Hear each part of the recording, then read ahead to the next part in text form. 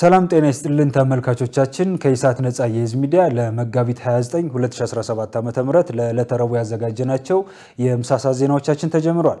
ከዜናዎቹ ጋር ሙልቀን ሰለሞን አብራችሁ ቆያለሁ። ወደ ቀዳሚ ዜና እንሻገር።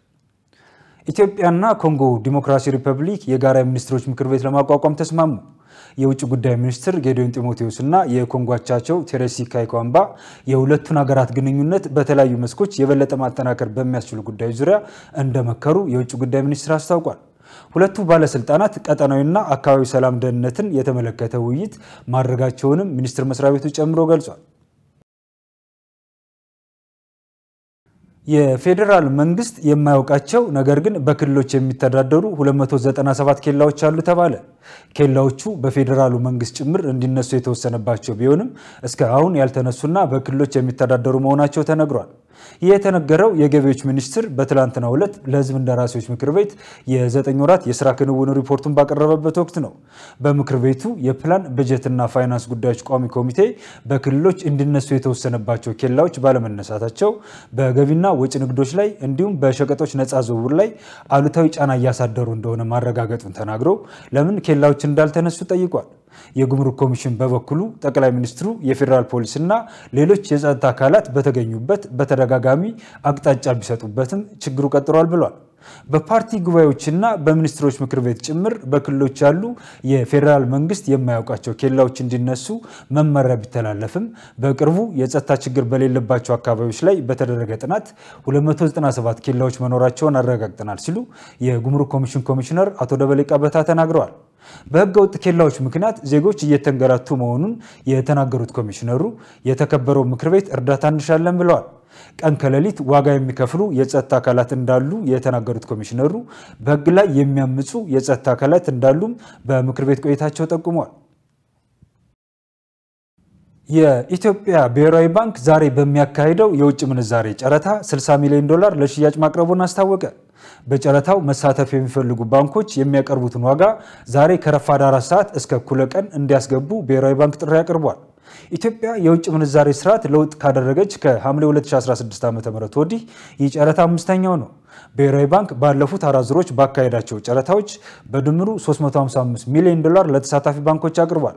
በተመሳሳይ መልኩ በሚያዝያ ወር የመጀመሪያው ሳምንት በተካሄደ ጨረታ $70 ሚሊዮን ለጨረታ ቀርቧል።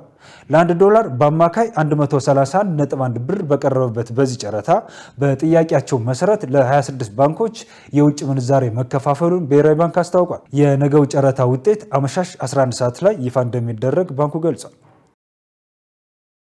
ከኃይል መቆራረጥ ጋር ተያይዞ የአምራች ኢንዱስትሪዎችን ቅሬታ በአፋጣኝ ለመፍታት ሙሉ በሙሉ የዲጂታል አገልግሎት አሰጣጥ ለመተግበር እየተሰራ መሆኑን የኢትዮጵያ ኤሌክትሪክ አገልግሎት አስታወቀ። የኢትዮጵያ ኤሌክትሪክ አገልግሎት ዋና ስራ አስፈጻሚ ኢንጂነር ጌቱ ገረመው ከኃይል መቆራረጥ ጋር ተያይዞ የአምራች ኢንዱስትሪዎችን ቅሬታ በአፋጣኝ ለመፍታት ሙሉ በሙሉ የዲጂታል አገልግሎት አሰጣጥን ለመተግበር እየተሰራ መሆኑን ገልጸዋል። በሶስተኛው የኢትዮጵያ ታምርት ኤክስፖ 4ኛ ቀን ውሎ በኢትዮጵያ ታምርት ንቅናቄ ተቋማዊና ቅንጅታዊ አሰራር የአምራች ኢንዱስትሪ ምርታማነትና ተወዳዳሪነትን ማሳደግ በሚል መሪ ሐሳብ የፓናል ውይይት ተካሂዷል። በተለይም ለአምራች ኢንዱስትሪው በተመጣጣኝ ዋጋ የኃይል አቅርቦት በመስጠት ለሀገር እድገት ወሳኝ ሚና እንዲወጡ እየተደረገ ነው ተብሏል። የኤሌክትሪክ ማከፋፈያ ማዕከላትና ማስተላለፊያ መስመሮችን በማዘመን የኃይል አቅርቦት መቆራረጥ ችግሮችን መቀነስ የሚያስችሉ ተግባራት እየተከናወኑ መሆኑንም ከኢንዱስትሪ ሚኒስቴር ያገኘነው መረጃ ያመለክታል። የመጀመሪያው ዙር 75000 ታጣቂዎችን ወደ ማህበረሰቡ የመቀላቀል ተግባር እስከ መስከረም ይጠናቀቃል ሲሉ የትግራይ ጊዜያዊ አስተዳደር ፕሬዝዳንት ታደሰ ወረደ አስታወቁ። ፕሬዝዳንቱ 40% የሚሆነው የትግራይ ግዛት በወራሪዎች ስር ነው የሚገኘው። የጊዜያዊ አስተዳደሩ ዋነኛ ተልዕኮ የክልሉን የግዛት ወሰን ማረጋገጥና የተፈናቀሉትን ወደ ቀያቸው መመለስ ነው ብለዋል። ፕሬዝዳንቱ ይህን የገለጹት በኢትዮጵያ የጀርመን አምባሳደር የሆኑትን ጄናስ ሃኒፊልድ ትናንት በጽህፈት ቤታቸው ተቀብለው ባነጋገሩበት ወቅት ነው። በተጨማሪም ፕሬዝዳንቱ ከአምባሳደሩ ጋር በነበራቸው ውይይት የመጀመሪያው ዙር 75000 ታጣቂዎችን ወደ ማህበረሰቡ የመቀላቀል ተግባር እስከ መስከረም ይጠናቀቃል፣ ሁለተኛው ዙር ግን ከክልሉ ግዛት መከበር ጎን ለጎን የሚፈጸም ነው ሲሉ መናገራቸውን ጽህፈት ቤታቸው አስታውቋል። ይሁን እንጂ ፕሬዝዳንቱ የግዛት ወራሪውን ማንነትና ምንነት ከመግለጽ ተቆጥበዋል። ፕሬዝዳንቱ የክልል ወይም የግዛት መከበር የሚሉት ቀደም ሲል በህወሓት አስተዳደር ዘመን ከጎንደርና ከወሎ በኃይል ወደ ትግራይ ክልል ተጠቃለው የነበሩትን ቦታዎች ለማመላከት እንደሆነ ይታሰባል። ከያዝነው ዓመት ጀምሮ በአገር አቀፍ ደረጃ የአሽከርካሪዎች የሙያ ብቃት ምዘና እንደሚጀመር የትራንስፖርትና ሎጂስቲክ ሚኒስቴር አስታወቀ። የብቃት ምዘናው መስጠት ያስፈልገው 83% በአገሪቱ እየደረሰ የሚገኘው የትራፊክ አደጋ ከአሽከርካሪዎችና ተሽከርካሪዎች ጋር የሚያያዝ በመሆኑ ነው ተብሏል። እንደ ሚኒስቴር መስሪያ ቤቱ ገለጻ የሙያ ብቃት ምዘና ማረጋገጫ ያልያዘ አሽከርካሪ ማሽከርከር አይችልም። ይህን ተከትሎም በዚህ ዓመት ምዘናው ስራ ላይ ባሉ አሽከርካሪዎች እንደሚጀመር የትራንስፖርትና ሎጂስቲክ ሚኒስትር ዴኤታ አማካሪ አሰፋ አዲስ ተናግረዋል። በዚህ መሰረት በህዝብና ደረቅ ጭነት 1 እስከ 3 ባሉ ደረጃዎች እንዲሁም ለፈሳሽ 1 እና 2 አሽከርካሪዎች የሙያ ብቃት ምዘና እንደሚሰጥ አብራርተዋል። የሙያ ብቃት ምዘና ከመሰጠቱ በፊት ለአሽከርካሪዎቹ የሙያ ስልጠና እንደሚሰጥም ጠቁመዋል። ከስልጠናው በኋላ የሙያ ብቃት ምዘና ሲኦሲ እንደሚወስዱና ፈተናውን ያለፉት መንጃ ፈቃዳቸው በዓለም አቀፍ ደረጃ ተቀባይነት እንደሚኖረው ገልጸዋል። በሌላ በኩል የሙያ ብቃት ምዘና ፈተናውን ወስደው ያላለፉ አሽከርካሪዎች እንደገና ስልጠና ወስደው ድጋሚ የሚፈተኑ ይሆናል ነው ያሉት። የሙያ ብቃት ምዘና ማረጋገጫ ያልያዘ አሽከርካሪ ማሽከርከር እንደማይችል ምን ያሳሰቡት። በቀጣይም የሙያ ብቃት ምዘናው ታክሲን ጨምሮ በሌሎችም አሽከርካሪዎች ላይ እንደሚተገበር ጠቁሟል። ተመልካቾቻችን ከኢሳት ነፃ የህዝብ ሚዲያ ለዕለቱ ያዘጋጀናቸው የቀን ዜናዎቻችን እንደቀጠሉ ናቸው። ወደ ውጭ ዜናዎቻችን እንሻገር። ሱዳን ከተባበሩት አረብ ኤሚሬትስ ጋር ያላትን ዲፕሎማሲያዊ ግንኙነት አቋረጠች።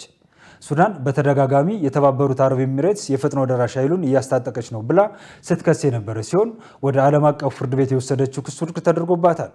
ባለፉት 3 ቀናት የፈጥኖ ደራሽ ኃይሉ በፖርት ሱዳን ከተማ የድሮን ጥቃቶችን እየፈጸመ ሲሆን የሱዳን የመከላከያ ሚኒስትር የተባበሩት አረብ ኤሚሬትስ ሉዓላዊነታችንን እየጣሰች ነው ብለዋል።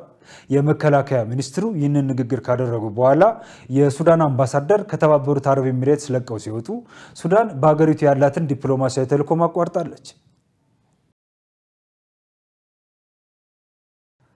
አዲሱን የሮም ሊቀ ጳጳስ የመምረጥ ሂደቱ ዛሬ ይጀመራል።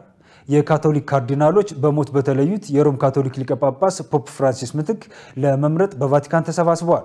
ከመላው ዓለም የተሰባሰቡ ከ130 በላይ ካርዲናሎች በዛሬው ዕለት አዲሱን የሮም ካቶሊክ ሊቀ ጳጳስ በሚስጥራዊ መንገድ በሚካሄድ ድምጽ አሰጣጥ በዛሬው ዕለት ይመርጣሉ። ድምጽ የመስጠት ሂደቱ አንድ እጩ የመራጮችን 2/3 ድምጽ እስከሚያገኝ ድረስ ይቀጥላል። ሁሉም ካርዲናሎች ከምሳ ሰዓት ጀምሮ ድምጽ የሚሰጡ ሲሆን አዲስ ሊቀ ጳጳስ እስከሚመረጥ ድረስ ከማንም ጋር ግንኙነት አይኖራቸው። የድምጽ አሰጣጥ ሂደቱ በሴስቲን ቤተ ጸሎት የሚካሄድ ሲሆን አዲስ ሊቀ ጳጳስ መመረጡን ለማብሰር ከቤተ ጸሎቱ ነጭ ጭስ ይወጣል። በመጀመሪያው የድምጽ አሰጣጥ ሂደት አዲስ ሊቀ ጳጳስ ካልተመረጠ ግን ከቤተ ጸሎቱ ጥቁር ጭስ የሚወጣ ሲሆን ይህም ቀጣይ የድምጽ አሰጣጥ ሂደት መኖሩን አመላካች ነው ተብሏል። ተመልካቾቻችን ከኢሳት ነፃ የህዝብ ሚዲያ ለሚያዝያ 29 ያዘጋጀናቸው የምሳ ሰዓት ዜናዎቻችን የተከታተላችኋቸውን ይመስላሉ። ከዜናዎቹ ጋር ሙሉቀን ሰለሞን አብሬያችሁ ቆየው። መልካም ጊዜ ይሆንላችሁ።